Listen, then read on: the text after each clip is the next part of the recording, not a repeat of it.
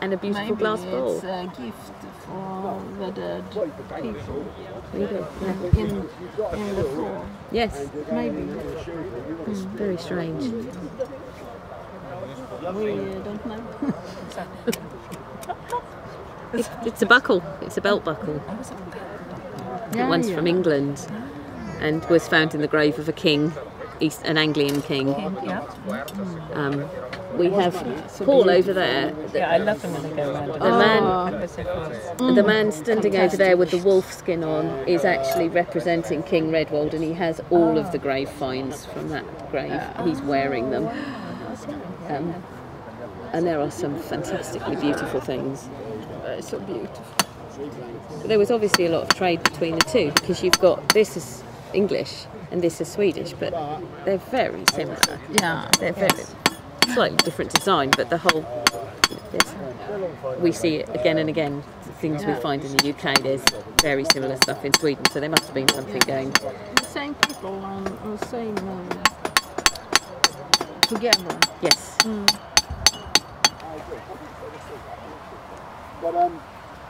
And he's buried with his horse.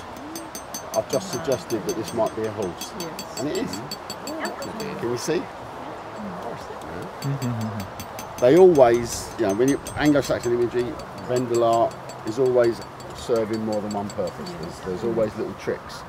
And horses have quite nice eyelashes, and I think I quite. It wasn't my phone, was it? No, couldn't have been. You can see his eyelashes. Yeah. The portrayal of insects in the art of the 6th or 7th century in England or anywhere is, apart from Merovingian in France, where they're doing all sorts of stuff, is really rare. But there's possibly 2 instances of butterflies or something here. How long time does it take to make one of those? Ask him. He made it. Okay. Yeah. He won't know. It looks good on you. Every time I meet you, I have to try it. I love this feeling. Oh, yeah. But you nice with your helmet. How many layers? I don't ever want to take it off. Of your sword? Depends which bit you're talking about. Blade, basically. Yeah, if you look at the edge, on this particular, I mean, we don't know how many layers are in the edge on the imagery. The edge is made of steel. Ideally, all swords of this age have an edge welded on made of steel, but sometimes there are other metals, other irons. This particular one has 520 layers. The rods in the middle are made up of each rod is 1, 2, 3, 4. Each rod is made up of 7 different layers of alternate coloured metal. So they're phosphoric iron, which is nice and shiny, and low carbon iron, which is dark. Yeah.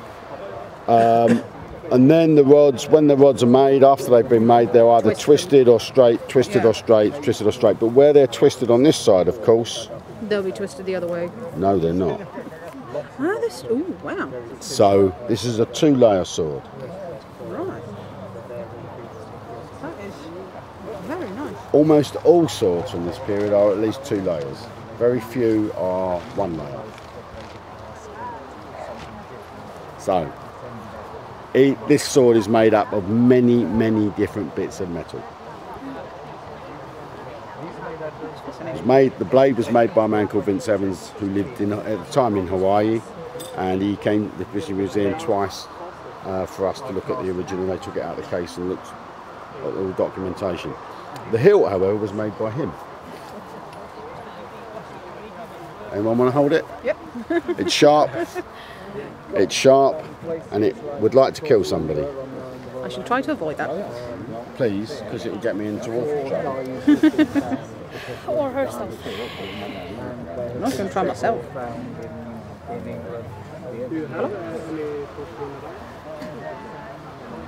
Solid gold. It's the behind. no. Gold in beginning. In those days, This it was would be gold in those days in the Vendel time. Often it's gold. Okay. Not always. Often it's just bronze. Sometimes it's gold. This is just brass. I see. This is not from Sutton Hoo, but he would have had a knife. I see. On the sword, it would all be solid. Oh, I haven't got it. It's over there. All the sword is solid gold. The belt buckle was solid gold. All the decorations on the belt and the purse was solid gold. He must have been a rich man. He was a rich man. He's probably a king, almost certainly. And this is? This is a wolf, but I've cheated. It's a Canadian wolf. Thank you. Tack så mycket.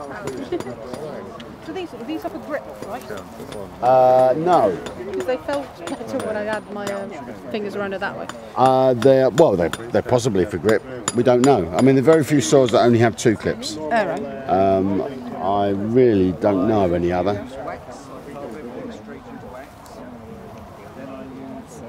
There you go. Everything's heavy. Just a mess. What's the thickest material you can use in this technique? I've done it with half mil brass. Yeah. You can do slightly thicker than half mil silver. That will work, but you do lose detail. Yeah.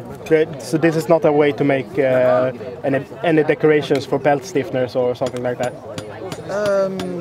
You could get the majority of the shape in. Yeah. You'd probably have to engrave or chase over the top. So the hammer blows, push the lead onto the die and carry the sheet of copper with it. The lead takes all the punishment, the copper does what it's told, and the bronze just ignores everything.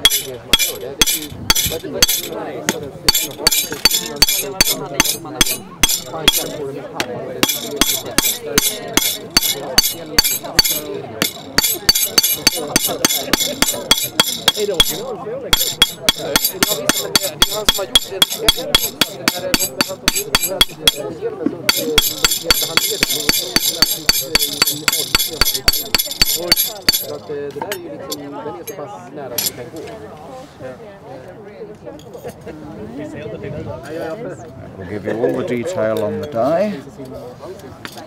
Then you flatten out the edges.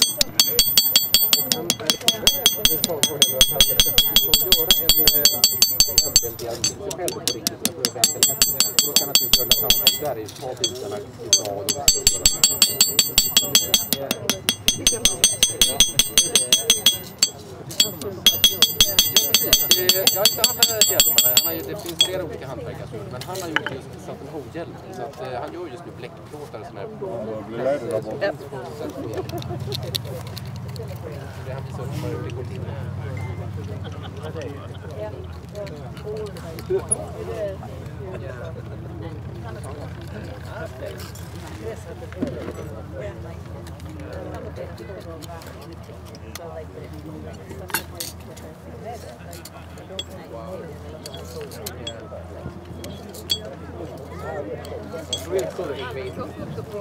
And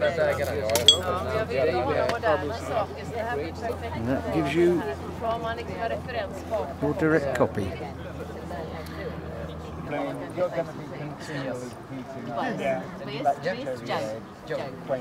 Normalizing normal.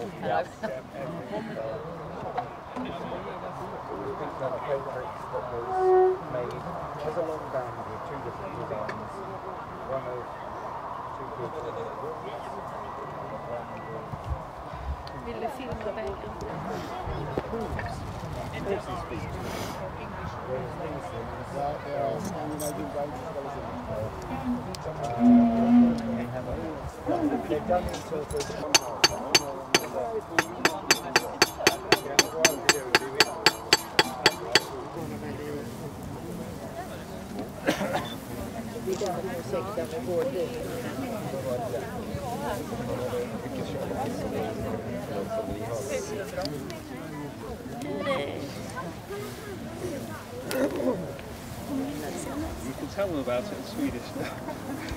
Har ni sett Uppåkra bägaren? Så att den är otroligt läcker. Det finns en liten bägare i Danmark som är så här hög och lite mindre i botten som kallas för gällingebägaren, som kommer från de stora gravhögarna i Gälling. Men det här fyndet här i Uppåkra är ju helt unikt, eller hur? Det är ju supergrymt, och att det kan också kopplas kanske lite grann till kulthuset med. Det är ju väldigt nära, så ni ska få se den. Och den är tung.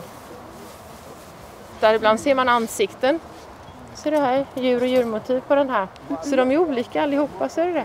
Det är som om man har byggt på, som har byggt på, som har byggt på. Vård efter vård efter vård. Och den har blivit högre och högre. Var den hittade här eller? Ja, kopian. Det här är kopia. Originalet är hittat här.